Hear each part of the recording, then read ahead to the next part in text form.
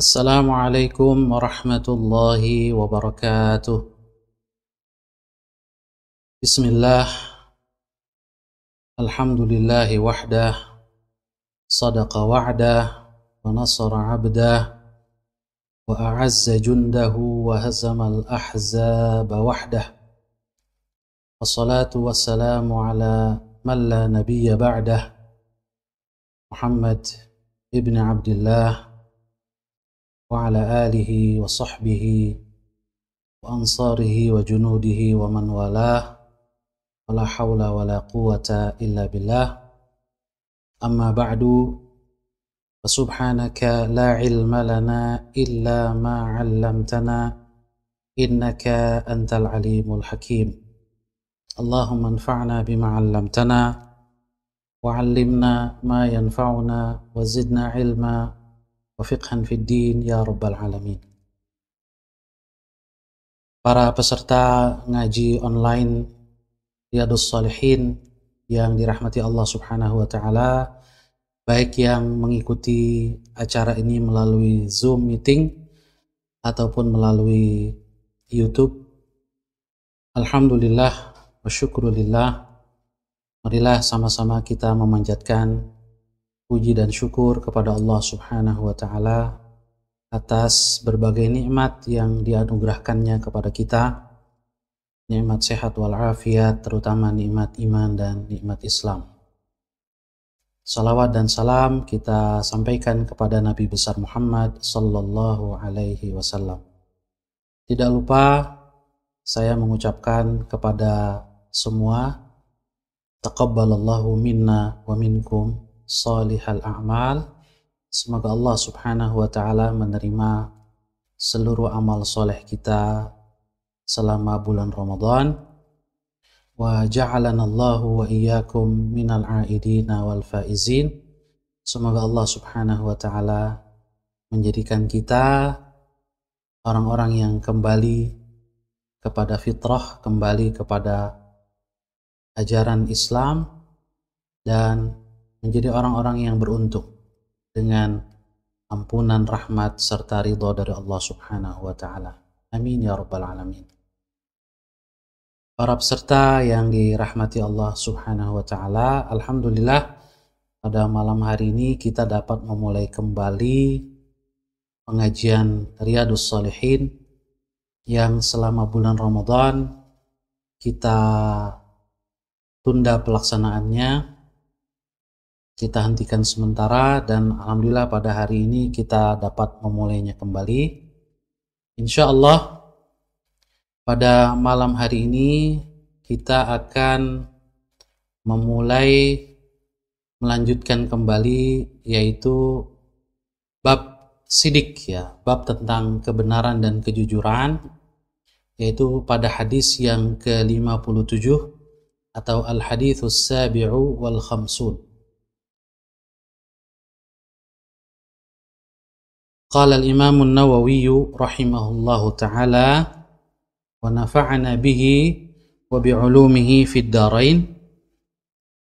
Ar-rabi'u an Abi Thabitin wa qila Abi Sa'idin wa qila Abil Walidi Sahl ibn Hunayfin wa huwa Badriyun radhiyallahu anhu أن النبي صلى الله عليه وسلم قال من سأل الله تعالى الشهادة بصدق بلغه منازل الشهداء وإن مات على فراشه. رواه مسلم. Al-Imam An-Nawawi rahimahullahu ta'ala menyebutkan ar-rabi'u, hadis yang keempat, maksudnya hadis yang keempat pada bab as-sidq. Hadis ini, kata beliau, an Abi Thabitin, dari Abu Thabit. Namun juga diriwayatkan bahwa kunyah perawi ini waqila Abi Sa'id. Ada yang menyebutkan bahwa kunyahnya adalah Abu Sa'id. Waqila Abil Walid. Juga ada yang menyebutkan bahwa kunyahnya adalah Abul Walid. tetapi biasanya yang disebutkan pertama itu lebih kuat, yaitu Abu Thabit. Dan biasanya kalau disebutkan qila di dalam istilah para ulama atau periwayat hadis, ini biasanya disebut dengan sighatut tamrid, ya, ungkapan yang menunjukkan lebih lemah statusnya. Jadi Abu Thabit, nama beliau adalah Sahal bin Hunayf. Sahal bin Hunayf, wa huwa badri, dan beliau salah seorang badri, sahabat Rasul yang ikut bersama Rasulullah SAW dalam perang Badar. Radhiyallahu anhu, semoga Allah meridhai beliau. Anna Nabiyya sallallahu alaihi wasallam, bahwa sesungguhnya Nabi Muhammad sallallahu alaihi wasallam qala, telah bersabda, man sa'ala Allah ta'ala syahadata bisidqin, siapa yang memohon kepada Allah Ta'ala mati syahid dengan sidq, dengan jujur, dengan serius, dengan benar, maka kata Rasul, ballaghahu manazil syuhada wa in mata ala firashih, maka Allah akan menyampaikannya kepada manazil, tingkatan-tingkatan para syuhada. Wa in mata ala firashih, meskipun yang bersangkutan meninggal di atas tempat tidurnya. Hadis ini diriwayatkan oleh Imam Muslim. Hadirin hadirat yang dirahmati Allah Subhanahu wa taala, sebelum kita lebih jauh melihat hadis tadi, kita lihat sejenak profil dari perawi hadis ini, yaitu sahabat Rasul Abu Thabit Sahal bin Hunayf. Tarjamatus sahabiyyi rawil hadis. Profil sahabat perawi hadis ini, beliau adalah Abu Thabit Sahal bin Hunayf. Syahida badran wal masyahida kullaha ma'a Rasulillah sallallahu alaihi wasallam. Beliau termasuk sahabat yang ikut perang Badar, bahkan seluruh pertempuran yang dilakukan oleh Rasulullah SAW beliau ikut. Wa thabata yawma Uhudin ma'a Rasulillah sallallahu alaihi wasallam lamman hazaman nas.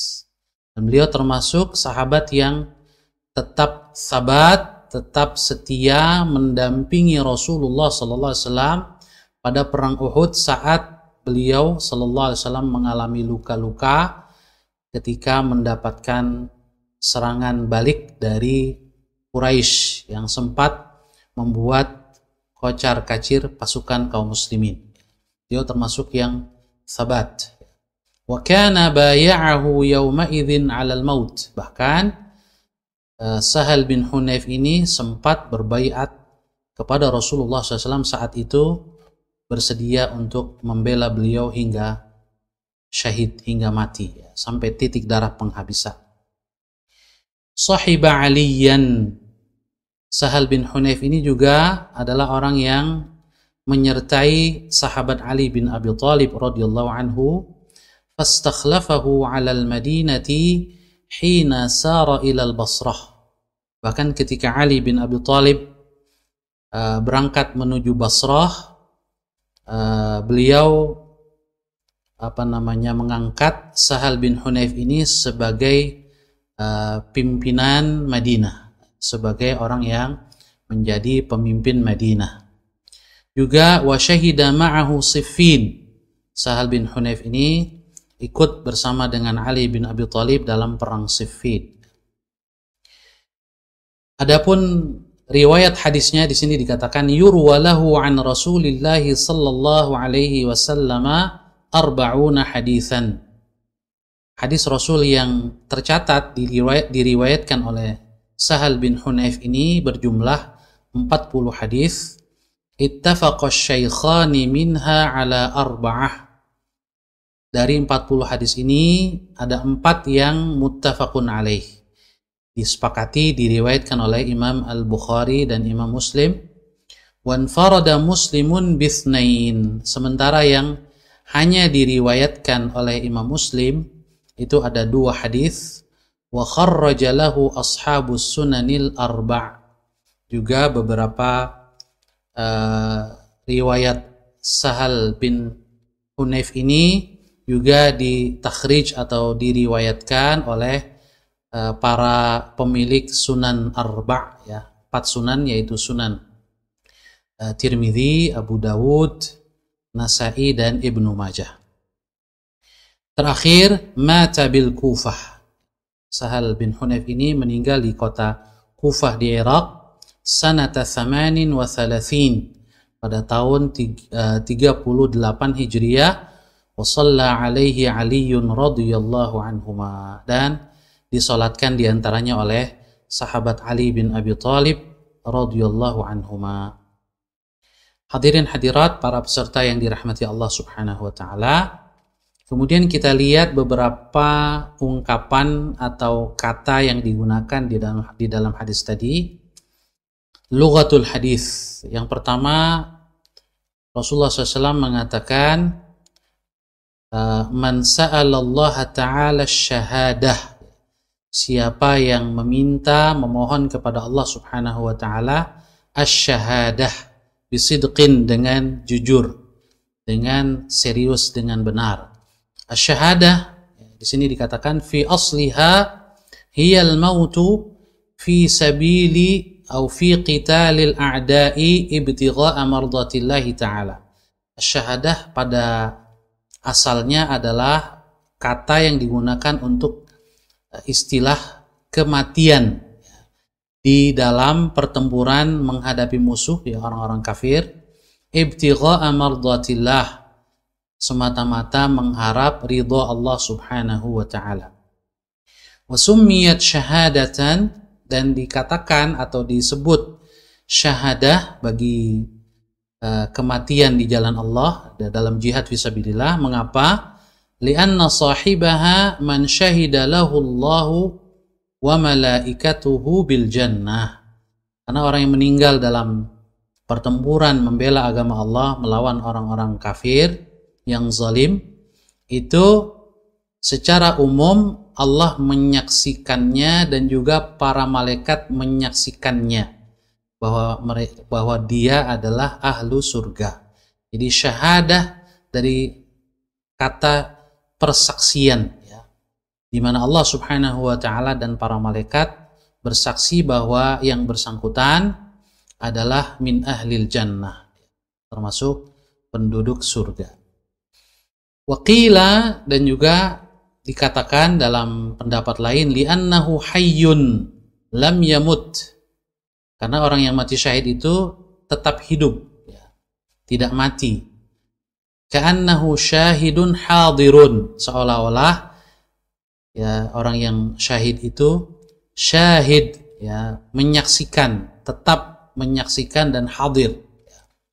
Sebagaimana firman Allah, wala taqulu liman yuqtalu fi sabilillahi amwat, jangan kamu pernah mengatakan terhadap orang yang meninggal di jalan Allah itu mati.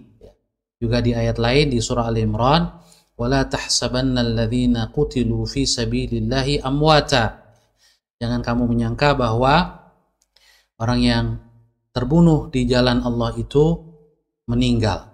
Bal ahya, tetapi mereka itu tetap hidup. Jadi karena mereka tetap hidup di sisi Allah, maka seolah-olah mereka menyaksikan, tetap menyaksikan. Makanya disebut syahid. Wa qila li anna malaikatar rahmati tashhadu lahu. Atau juga mengapa disebut syahadah? Karena malaikat rahmat itu menyaksikan, ya, menyaksikan kebaikan, husnul khatimah orang ini, ya, tashhadu lahu, ya, birrahmah, ya, bihusnil khatimah. Atau yang terakhir, ya, wa qila liqiyamihi bi syahadatil haqqi fi amrillahi hatta qutil, ya, karena orang ini tegak, ya, berdiri menjalankan persaksian terhadap kebenaran, ya, di dalam menjalankan perintah Allah Subhanahu wa taala. Dia tetap berdiri tegak di atas kebenaran sampai dia terbunuh. Ini mengapa disebut syahadah, ya, kematian di jalan Allah itu, dan orangnya disebut syahid. Dan tentunya kita tidak diwajibkan, ya, tidak dituntut untuk memeriksa niat orang tersebut, apakah betul-betul mardhatillah atau tidak. Tetapi cukup kita menganggapnya syahid atau mengharapkan dia sebagai syahid, ya, secara zahir saja. Selama pertempuran yang diterjuni adalah pertempuran fi sabilillah, maka yang terbunuh dapat dikatakan syuhada, ya. Karena kita hanya menghukumi secara zahir saja, ya. Nahkumu bizzawahir, kita hanya menghukumi secara zahir saja. Wallahu yatawallas sarair, adapun rahasia hati dan lain-lain itu kita serahkan kepada Allah Subhanahu wa ta'ala. Juga di dalam hadis dikatakan ada ungkapan manazilash syuhada. Manazil ini darajat, ya, derajat orang yang mati syahid. Jadi tidak satu derajat, ya, sebagaimana manazilul anbiya, ya, derajat para nabi juga bertingkat-tingkat, ya. Jadi satu level, yaitu level para nabi, di dalam satu level itu ada level-level yang lain. Begitu juga level siddiqin, begitu juga syuhada dan solehin. Ini darajat, masing-masing memiliki tingkatan yang berbeda-beda. Kenapa? Karena balasan di sisi Allah itu detil, ya. Setiap kebaikan, setiap kelebihan tidak akan sia-sia, dan setiap orang memiliki kelebihan yang berbeda-beda. Oleh karena itu di dalam hadis misalnya yang diriwayatkan oleh Imam Hakim, dan Imam Hakim mengatakan sahihul isnad, ya, isnadnya, sanadnya sahih, dari Jabir bin Abdullah radhiyallahu anhu anin Nabi sallallahu alaihi wasallam, ya, dari Rasulullah sallallahu alaihi wasallam, bahwasanya beliau bersabda, sayyidus syuhada'i Hamzah bin Abdul Muttalib wa rajulun qama ila imamin jairin fa'amarahu wa nahahu faqatalahu. Pemimpin para syuhada adalah Hamzah bin Abdul Muttalib. Ini juga menunjukkan bahwa syuhada itu ada manazil, ada tingkatan-tingkatannya, dan pemimpin mereka yang paling tinggi adalah Hamzah ibnu Abdul Muttalib. Juga kata Rasul, juga di antara pemimpin para syuhada ada rajulun, seorang laki-laki yang qama ila imamin jair, berdiri tegak, ya, datang kepada pemimpin yang zalim, fa'amarahu wa nahahu, lalu dia melakukan amar ma'ruf nahi munkar kepada pemimpin tersebut, tetapi kemudian faqatalahu, dia malah dibunuh. Maka dia termasuk sayyidus syuhada, pemimpin para syuhada. Hadirin hadirat yang dirahmati Allah Subhanahu wa taala, kemudian kita lihat selanjutnya afadal hadis, ya, faedah hadis ini. Yang pertama, anna sidqal qalbi sababun li bulughil arab, wa anna man nawa syai'an min amalil birri uthiba alaihi wa illam yatahaqqaq lahu amaluh. Bahwa as-sidqu, di dalam hati, kejujuran hati, kebenaran hati kita, di dalam niat, di dalam tekad, itu dapat menjadi sebab, sababun li bulughil arab, menjadi sebab sampainya maksud atau harapan kita. Wa anna man nawa syai'an min amalil birri, bahwasanya siapapun yang telah berniat, ya, berbuat kebaikan, apapun berupa kebaikan, uthiba alaih, maka dia berhak mendapatkan pahala. di sisi Allah Subhanahu wa taala, wa illam yatahaqqaq lahu 'amaluh, meskipun secara amal, secara konkret belum terwujud, ya. Dia belum melakukan amal seperti yang dia niatkan, tapi dia sudah berniat. Maka dengan rahmat Allah Subhanahu wa taala, dengan kasih sayangnya, Allah tetap memberikan balasan kepadanya. Yang kedua, istihbabu talabis syahadati wal ikhlas fi dzalik. Sangat disukai seorang muslim itu meminta kematian, mati syahid, dan juga tentunya ikhlas, memurnikan permintaan, ya, jujur, sidik di dalam memohon kepada Allah Subhanahu wa taala. Maka niscaya Allah akan mengabulkan permintaannya, meskipun dia tidak mati syahid dalam pertempuran, dia mati di atas tempat tidur, insya Allah tetap mendapatkan pahala syahid. Kemudian selanjutnya kita langsung masuk ke hadis yang ke-58, al-haditsus tsaminu wal khamsun. Hadis yang ke-58.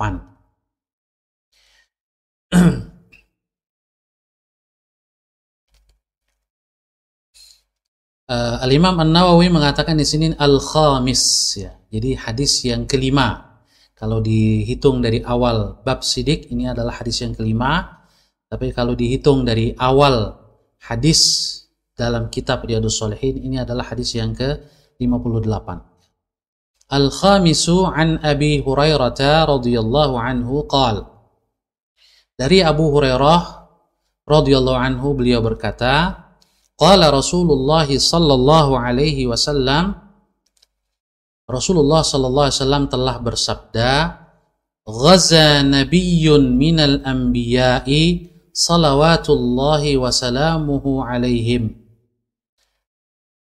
Salah seorang nabi telah berperang, salah seorang nabi dari sekian nabi, semoga Allah memberikan salawat dan salam kepada mereka. Faqala liqaumihi, nabi ini mengatakan kepada kaumnya, nanti kita lihat siapa nabi tersebut, ya. Dia berkata kepada kaumnya, la yatba'anni rajulun malaka bud'a imra'atin wa huwa yuridu an yabniya biha wa lamma yabni biha wala ahadun bana buyutan lam yarfa' suqufaha wala ahadun ishtara ghanaman aw khalifatin wa huwa yantadhiru auladaha. Kata Nabi ini kepada kaumnya pada saat akan berangkat atau berniat berangkat berperang, la yatba'anni rajulun, jangan ikut dengan saya dalam pasukan ini. Ada 3 yang beliau larang untuk ikut. Yang pertama, rajulun malaka bud'a imra'atin wa huwa yuridu an yabniya biha wa lamma yabni biha. Seorang laki-laki yang baru saja jadi pengantin baru, ya, apalagi belum mengalami malam pertama, ya. Nah, ini dilarang untuk ikut, ya. Kemudian yang kedua, wala ahadun bana buyutan lam yarfa' suqufaha. Orang yang baru saja membangun rumahnya sementara atapnya belum jadi, ya. Baru mau diselesaikan atau baru mau dibangun, ini juga dilarang untuk ikut. Kemudian yang ketiga, wala ahadun ishtara ghanaman aw khalifatin wa huwa yantadhiru auladaha. Seseorang yang baru saja membeli seekor kambing atau unta yang sedang hamil, ya, yang di dalam kandungannya ada anaknya, ya. Wa huwa yantadhiru auladaha, sementara dia sendiri menanti-nanti kelahiran binatang ternaknya ini. Maka 3 jenis orang ini dilarang ikut oleh Nabi tersebut, ya. Mengapa? Karena bisa nggak fokus, ya, dalam jihad fisabilillah. Kemudian Rasul melanjutkan, faghaza, berangkatlah, singkat cerita berangkatlah Nabi ini bersama pasukannya. fadana minal qaryati salatal asri au qariban min dhalik. Ya, sudah dekat, ya, setelah singkat cerita, setelah berangkat sudah dekat dengan wilayah tempat pertempuran, wilayah musuh. Sudah dekat dengan sholat asar, sudah masuk waktu asar. Dalam riwayat lain disebutkan sudah terjadi pertempuran, tetapi nyaris akan menang, dan saat itu sudah menjelang asar. Faqala lisyamsi, maka Nabi ini pun berkata kepada matahari, atau berkata di dalam dirinya, ya, berkata kepada matahari, innaka ma'muratun, sesungguhnya innaki ma'muratun, sesungguhnya engkau wahai matahari diperintah oleh Allah. Wa ana ma'murun, dan saya pun diperintah oleh Allah Subhanahu wa taala. Ya. Kemudian dia berdoa, Allahumma hbisha alaina, ya Allah, tahanlah matahari dari kami. Maksudnya adalah jangan cepat-cepat tenggelam. Ya. Nah, di sini para ulama berbeda pendapat apakah kemudian matahari Allah hentikan peredarannya atau Allah perlambat, ya. Kita nggak tahu, ya. Yang jelas waktu menjadi lebih lambat, ya, sehingga matahari tidak terbenam sebelum Nabi tersebut dan pasukannya menang. Fahubisat, maka matahari itu pun tertahan hatta fatahallahu alaih, ya, sampai Allah memenangkan Nabi tersebut. Fajama'al ghanaim, maka dikumpulkanlah, Nabi ini mengumpulkan ghanimah. Faja'at, lalu setelah dikumpulkan di satu tempat, datanglah api dari langit. Nah, ini juga salah satu mukjizat dan kebiasaan nabi-nabi terdahulu, ya. Faja'at ya'ni nar, datanglah api dari langit, litakulaha, untuk membakar ghanimah tersebut, karena ghanimah itu tidak halal bagi nabi-nabi sebelum Rasulullah SAW dan juga umat mereka, ya, hanya dihalalkan ghanimah itu kepada umat Rasulullah SAW. Jadi datang api ingin membakar ghanimah yang sudah dikumpulkan itu, harta rampasan perang. Falam tat'amha, tetapi tidak terbakar. Apa yang terjadi? Kenapa tidak terbakar? Nah, dijelaskan oleh Rasul selanjutnya, di mana Nabi tersebut lalu mengatakan, inna fikum ghululan.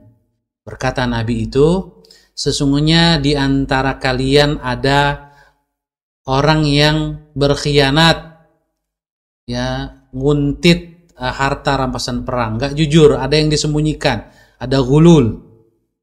Jadi tanda bahwa masih ada rampasan perang yang tidak dikumpulkan, yang disembunyikan, itu adalah api dari langit tidak langsung membakarnya.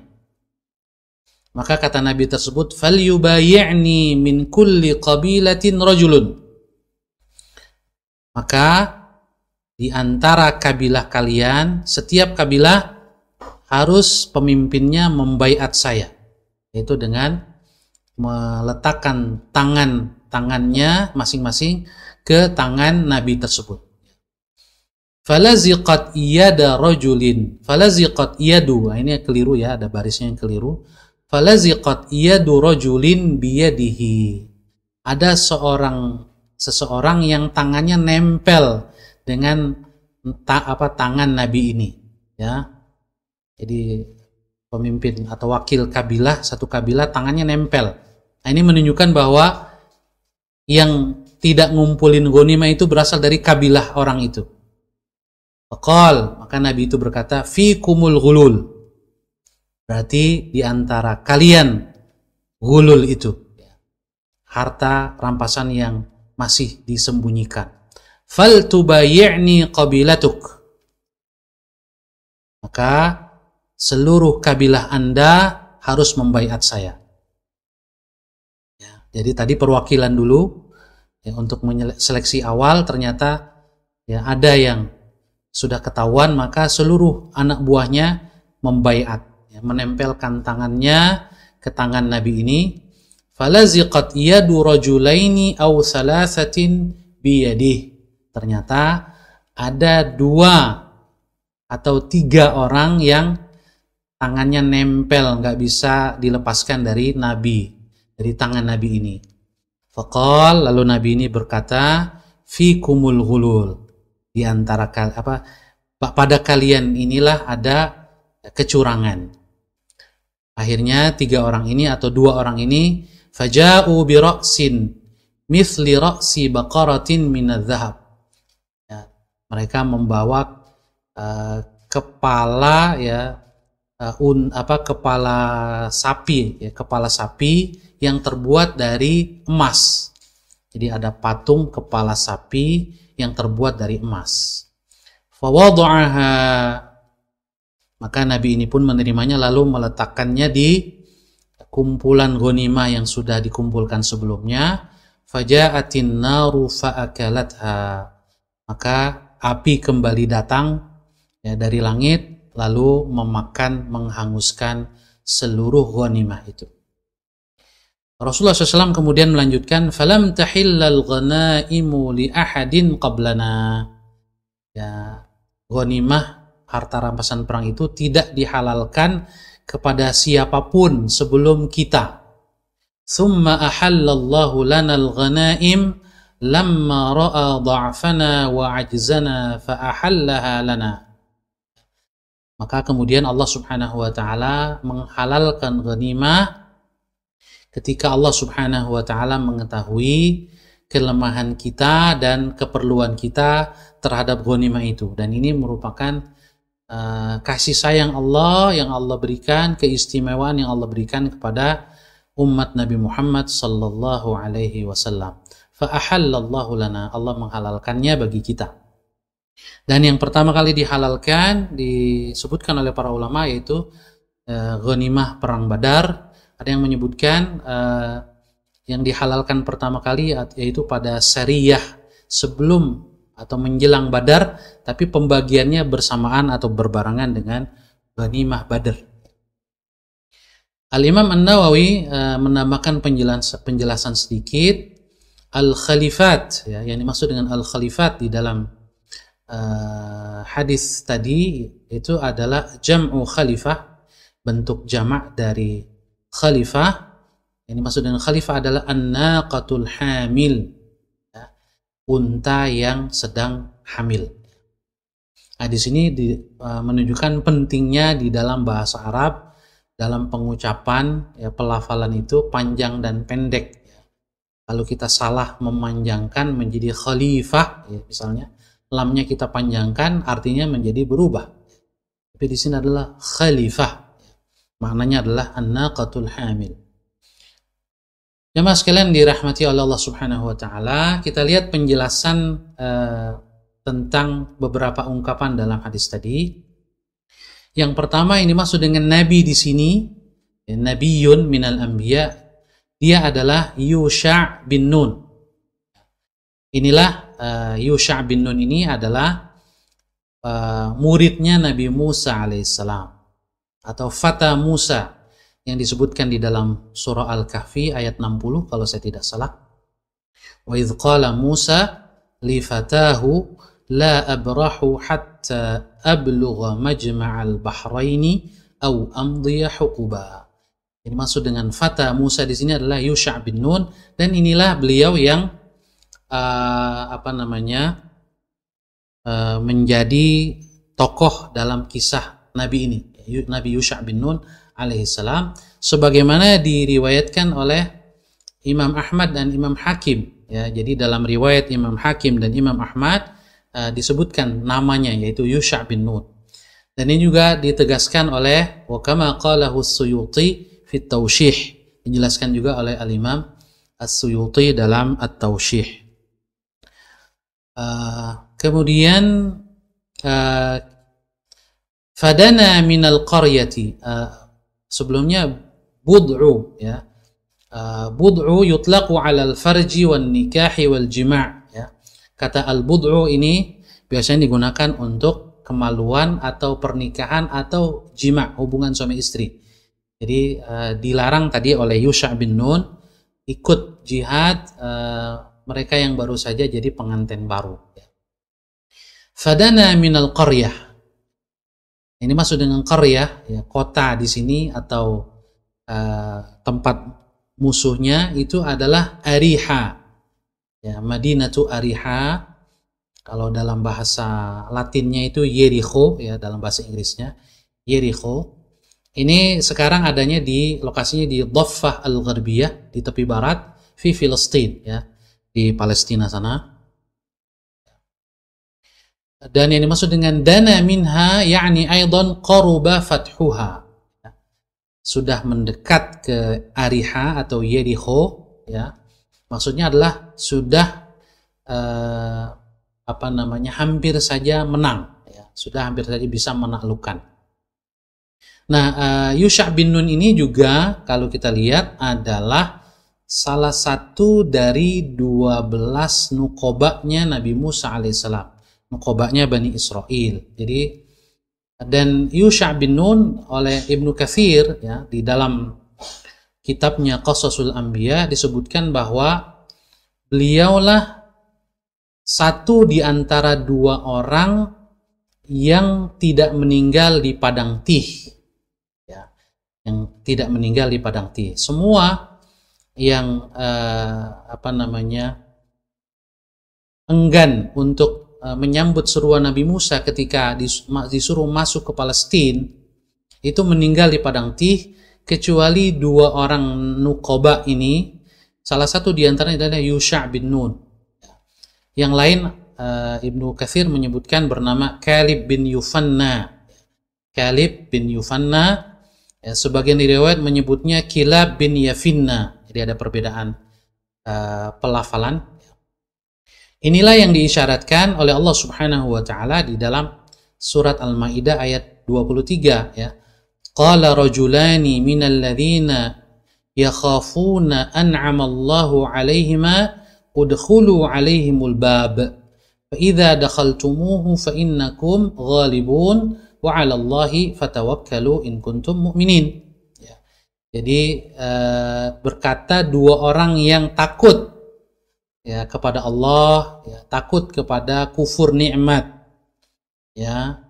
Mereka mengatakan kepada sahabat-sahabatnya yang lain, udkhulu 'alaihimul bab. Masuklah, ya, pintu gerbang Palestina. Ya. Kalau kamu masuk, ya, pasti kamu menang melawan kauman jabbarin, ya. Kaum yang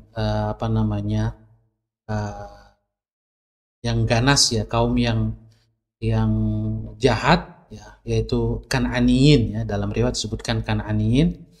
Ya, jadi mereka dua orang inilah yang siap dengan kesiapan full untuk menyambut ajakan Nabi Musa alaihissalam untuk berjihad fisabilillah. Oleh karena itu Allah muliakan Yusha' bin Nun ini dengan kemudian dialah yang memimpin Bani Israel, generasi kedua dari Bani Israel untuk berjihad di Palestina. Jamaah sekalian dirahmati oleh Allah Subhanahu wa taala, kita lihat faidah hadis ini. Afadal hadis. Qala Al-Qurtubi, Al-Imam Al-Qurtubi berkata, نهى النبي قومه عن اتباعه على أحد هذه الأحوال لأن أصحابها يكونون متعلق النفوس بهذه الأسباب فتضعف عزائمهم وتفتر رغباتهم في الجهاد والشهادة وربما يفرط ذلك التعلق فيفضي إلى كراهة الجهاد وأعمال الخير. Kata Imam Qurtubi, Yusha' bin Nun alaihissalam ini melarang 3 kelompok orang, ya, di antara kaumnya untuk ikut jihad. Alasannya adalah karena mereka yang baru saja jadi pengantin baru, yang baru bikin rumah belum ada atapnya, kemudian yang baru punya ternak, ya, mau lahir anaknya, ini dikhawatirkan nggak fokus, ya. Kalau nggak fokus akan tad'uf azaimuhum, ya, tekad mereka menjadi lemah, tafturu raghabatuhum, ya, keinginan mereka untuk mati syahid, untuk berjuang menjadi lemah. Bahkan bisa jadi kalau berlebihan kecintaan kepada istri, kepada rumah, kepada ternaknya berlebihan, itu bisa karahatil jihad, menjadi benci jihad, ya. Dipaksa ikut juga malah memberatkan dan tidak punya gairah untuk a'malil khair, ya, berbuat baik. Itu faidahnya. Juga disebutkan di sini faidah hadis yang kedua, kifayatul mujahidin umurad dunya liyatafarraghu lil jihadi bisidqin.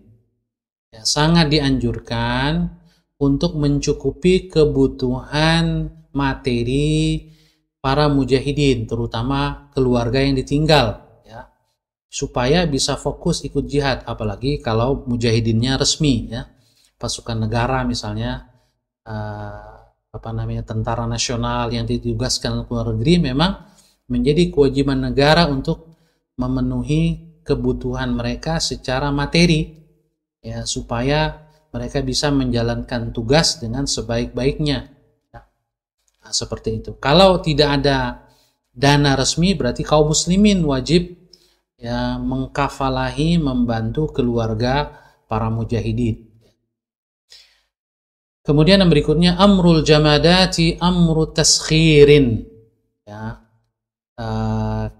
Yusha' bin Nun mengatakan kepada matahari, innaki ma'murah. Kamu itu diperintahkan. Yang dimaksud dengan diperintahkan di sini adalah amru taskhir, berupa, ya, ditundukkan, ya, karena matahari termasuk, ya, benda yang tidak berakal, ya, tidak bernyawa. Maka yang dimaksud dengan diperintahkan maksudnya adalah memang ditakdirkan, ditundukkan oleh Allah Subhanahu wa taala untuk kemaslahatan manusia, wabil khusus untuk menjadi pendukung dan prajurit orang-orang yang beriman. Innaki ma'murah, sungguhnya engkau taat, diperintahkan oleh Allah. Wa inni ma'mur, ya, dan saya juga diperintahkan. Tapi manusia dan jin yang punya akal itu, perintah kepada mereka adalah amru taklif, perintah berupa penugasan untuk taat beribadah kepada Allah Subhanahu wa taala. Juga di dalam hadis ini ada faidah subutul mu'jizat lil anbiya alaihimus salatu wassalam. Kepastian adanya mukjizat bagi para nabi dan juga para rasul alaihimus salatu wassalam. Di dalam hadis ini bagaimana Yusha' bin Nun diberi mukjizat, ya, bisa dengan izin Allah Subhanahu wa taala melambatkan matahari, ya, peredaran matahari. Begitu juga dalam situasi mengecek apakah ada di antara mereka yang gulul, ya, yang menyembunyikan ghanimah, itu dengan nempelnya, ya, kabilah atau orang-orang yang melakukan gulul itu, tangan mereka nempel di tangan Yusha' bin Nun. Ini juga salah satu mukjizat yang Allah berikan kepada beliau alaihi salam.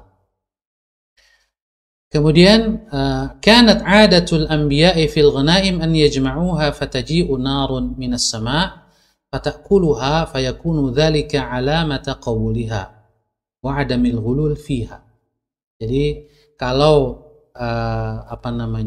ghanimah itu sudah kumpul semua, tidak ada yang disembunyikan, tidak ada gulul, maka api dari langit akan bisa memusnahkannya semuanya. Tetapi kalau api ternyata tidak membakarnya, ini berarti ada tanda gulul. Nah, inilah kebiasaan atau yang terjadi pada nabi-nabi sebelum Nabi kita Muhammad sallallahu alaihi wasallam. Kemudian ahallallahu ta'ala li ummati Muhammadin sallallahu alaihi wasallam al-ghanaima wa hadha min khususiyatihi sallallahu alaihi wasallam. Allah Subhanahu wa taala telah menghalalkan ghanimah khusus kepada umat Nabi Muhammad sallallahu alaihi wasallam. Dalam hadis lain Rasul bersabda, "U'titu khamsan lam yu'tahunna ahadun qabli." Aku diberikan 5 hal yang tidak diberikan kepada nabi-nabi sebelumku. Salah satu diantaranya wa uhillat liyal ghanaim, aku dihalalkan untukku dan umatku ghanimah. Ini merupakan khususiat keistimewaan Rasulullah sallallahu alaihi wasallam. Yang terakhir kita lihat hadis yang ke-59. Ini juga hadis terakhir pada bab sidik. Jadi hanya 6 hadis. Al-Imam An-Nawawi memasukkan 6 hadis pada bab sidik ini. As-sadisu, hadis yang ke-6 atau hadis yang ke-59. An Abi Khalid Hakim ibn Hizam radhiyallahu anhu qala qala Rasulullah sallallahu alaihi wasallam al-bay'ani bil khiyari ma lam yatafarraqa fa in sadaqa wa bayyana burika lahuma fi bay'ihima wa in katama wa kadhaba muhiqat barakatu bay'ihima, muttafaqun alaih. Dari Abu Khalid, kunyahnya Abu Khalid, namanya adalah Hakim bin Hizam, semoga Allah meridhoinya, radhiyallahu anhu. Beliau berkata, qala Rasulullah SAW, telah bersabda Rasulullah SAW, al-bay'ani bil khiyari ma lam yatafarraqa. Orang yang menjual dan membeli, orang yang bertransaksi ini bil khiyar, punya pilihan apakah terus melanjutkan transaksinya atau membatalkannya. Ma lam yatafarraqa, selama keduanya belum berpisah secara fisik. Fa in sadaqa wa bayyana, kalau kedua pihak yang bertransaksi ini jujur, benar, wabayyana, dan menjelaskan. Jadi yang jual menjelaskan dagangannya dengan jujur, tidak disembunyikan cacat barang. Begitu juga pembeli, tidak tidak berbohong, tidak menyembunyikan cacat bayarannya, terutama kalau kita membeli dengan barter. Jadi jujur dan menjelaskan, burika lahuma, maka akan diberkahi keduanya, fi bai'ihima, dalam transaksi mereka. Wa in katama, tapi kalau sebaliknya mereka menyembunyikan apa yang harusnya dijelaskan, ada aib, ada cacat, disembunyikan. Wa kadzaba, dan bohong. Misalnya penjual mengatakan, wah saya modalnya nih 30.000 padahal 10.000. Ya nggak usah nyebut modal kalau untuk bohong, buat apa gitu ya. Wa kadzaba, dusta, muhiqat barakatu bai'ihima, maka kalau bohong yang menyembunyikan, keberkahan transaksinya itu akan hilang, akan hangus. Na'udzubillah. Sebelum kita lihat lebih lanjut hadis ini, kita lihat juga seperti biasa profil dari sahabat Nabi yang meriwayatkan hadis ini, yaitu Hakim bin Hizam. Jadi beliau ini Hakim bin Hizam bin Khuwailid bin Asad bin Abdul Uzza bin Qusay bin Kilab Abu Khalid al-Qurashi al-Asadi. Kunyahnya Abu Khalid al-Asadi. Nah, Ibnu Mandah mengatakan wulida Hakim fi jawfil Ka'bah. Ini salah seorang yang lahir di dalam Ka'bah. Ini keunikan juga. Ya, mungkin saya tidak tahu apakah beliau satu-satunya atau ada orang lain yang dilahirkan di dalam Ka'bah. Aslama yaumal fathi, beliau masuk Islam pada peristiwa Fathu Makkah. Jadi termasuk yang mu'allaf, mu'allafah qulubuhum, yang baru masuk Islam pada Fathu Makkah. Wa hasuna islamuhu, kemudian Islamnya pun sangat baik. Wa ghaza Hunainan wa Taif, ikut bersama Rasul dalam perang Hunain dan pengepungan Taif. Wa kana min ashrafi Quraisyin wa uqalaiha, termasuk orang yang terhormat di kalangan Quraisy dan juga termasuk orang yang berakal, maksudnya adalah orang yang berpikiran jernih, ya, yang bisa berpikir dengan baik. Wa kanat Khadijatu ammatahu. Khadijah radhiyallahu anha, istri Rasul, adalah bibi beliau. Karena Hakim bin Hizam bin Khuwailid. Sementara Khadijah itu Khadijah bintu Khuwailid. Jadi Hakim ini keponakannya Khadijah radhiyallahu anha. Wa kana Zubair ibnu Awam ibna ammihi. Juga punya hubungan dengan Zubair bin Awam, di mana Zubair bin Awam ini adalah sepupu dari Hakim bin Hizam. Kemudian juga dikatakan di sini ruwiyalahu, ya, an Rasulillah sallallahu alaihi wasallam arba'una haditsan. Hadis yang diriwayatkan oleh Hakim bin Hizam ini ada 40 hadis. Akhraja minha syaikhani arba'ah ahadits, ya. Ada 4 hadis yang diriwayatkan oleh asy-syaikhan, Imam Bukhari dan Imam Muslim. Ittafaqa 'alaiha, di mana mereka berdua bersepakat meriwayatkannya. Wa mata bil Madinati sanata 54, ya. Wafat pada tahun 54 Hijriah, yaitu pada masa pemerintahan fi ayyami Muawiyah ibni Abi Sufyan. Pada masa pemerintahan Muawiyah bin Abi Sufyan. Dalam usia berapa? Ini usianya sangat panjang. Ibnu mi'atin wa ishrina sanah. Dalam usia 120 tahun.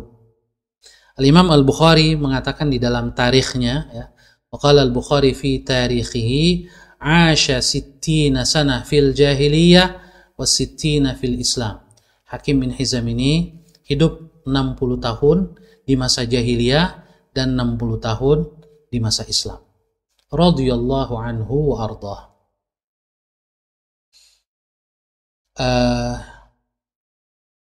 Kita lihat selanjutnya adalah lughatul hadis, ya. Al-bay'an, yang dimaksud dengan al-bay'an al-bai' wal mushtari, penjual dan pembeli. Bil khiyar. Khiyar di sini adalah talabu khairil amraini minal fasqi wal ijazah.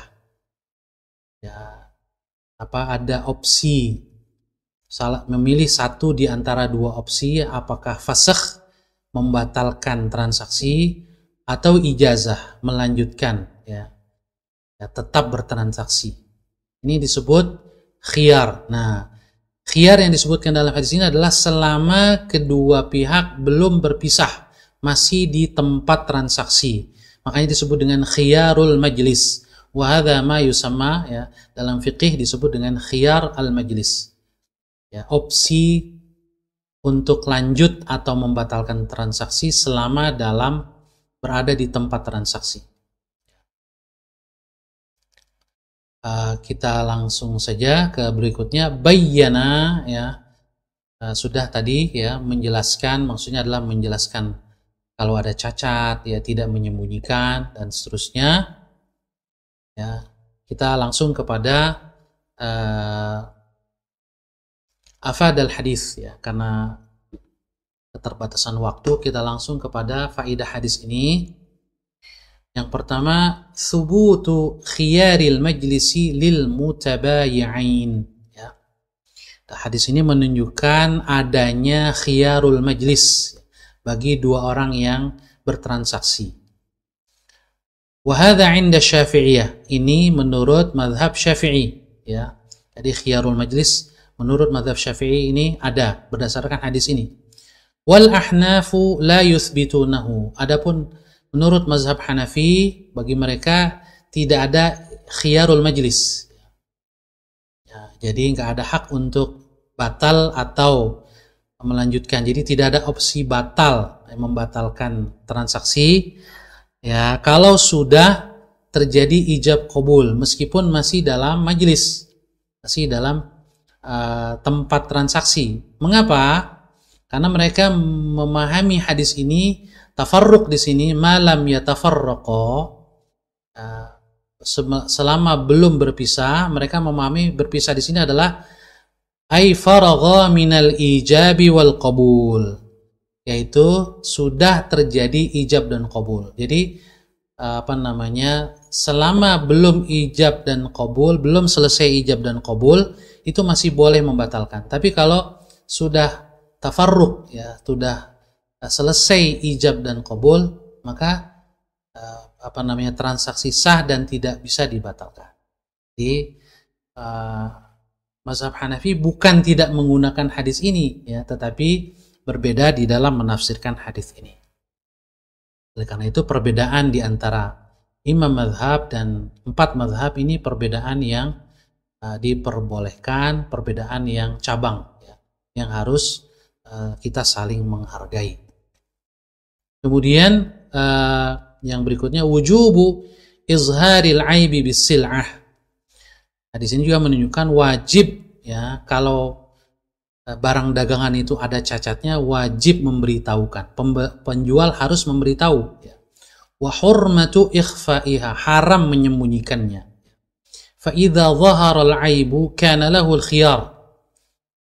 Kalau seandainya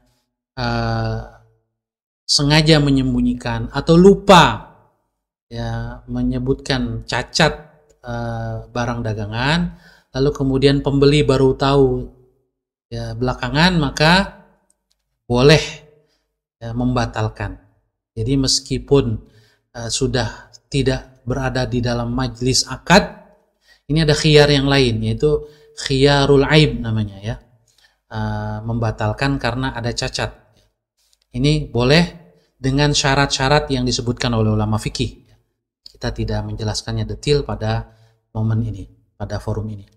Kemudian annal kadhiba sababun limahqil barakah, bahwa dusta itu salah satu sebab hancurnya keberkahan di dalam bertransaksi atau dalam jual beli.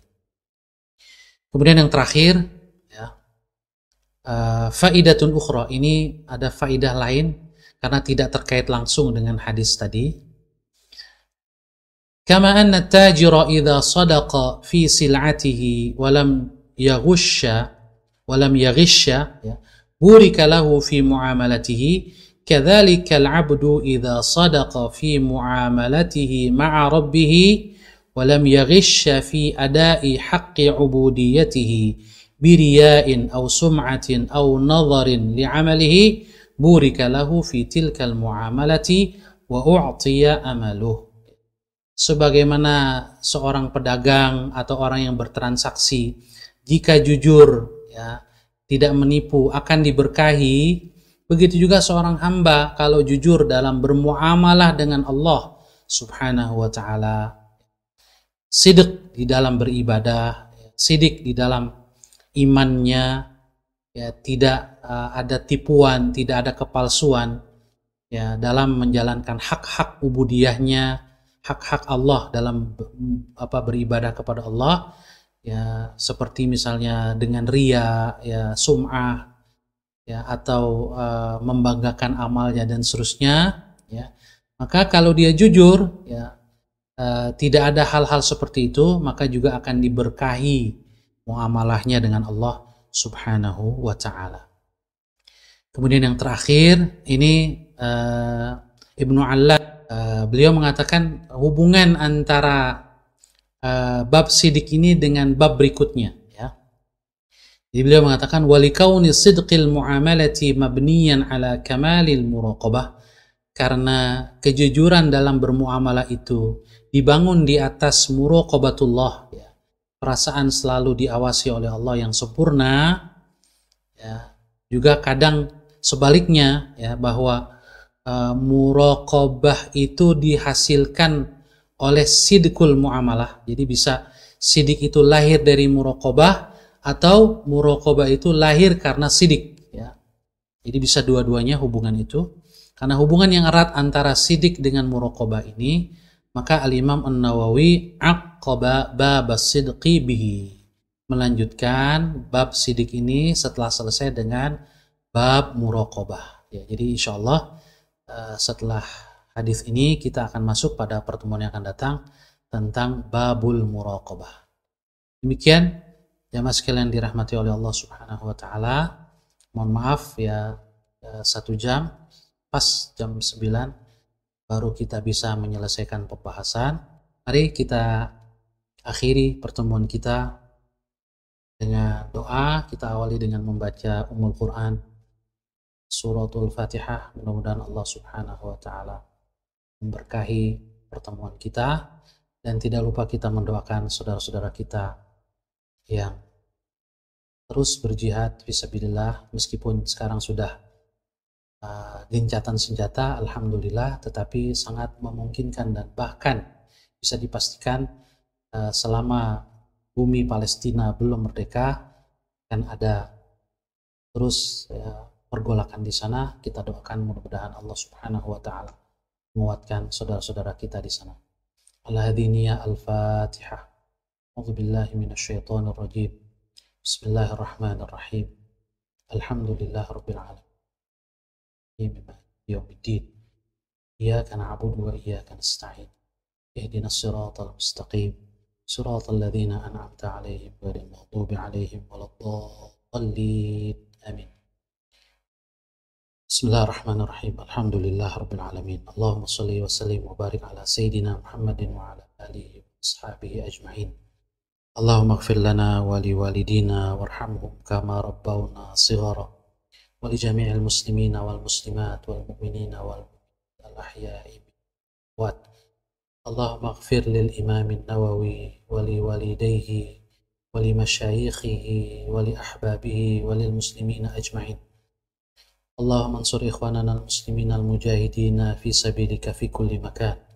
Allahumma ansur ikhwanana al-mujahidin المرابطين في سبيلك في رحاب المسجد الأقصى وفي فلسطين. اللهم أفرغ عليهم صبرا وثبت أقدامهم وانصرهم على اليهود الغاصبين وانصرهم على القوم الكافرين ومن والاهم يا عزيز يا جبار يا ذا انتقام.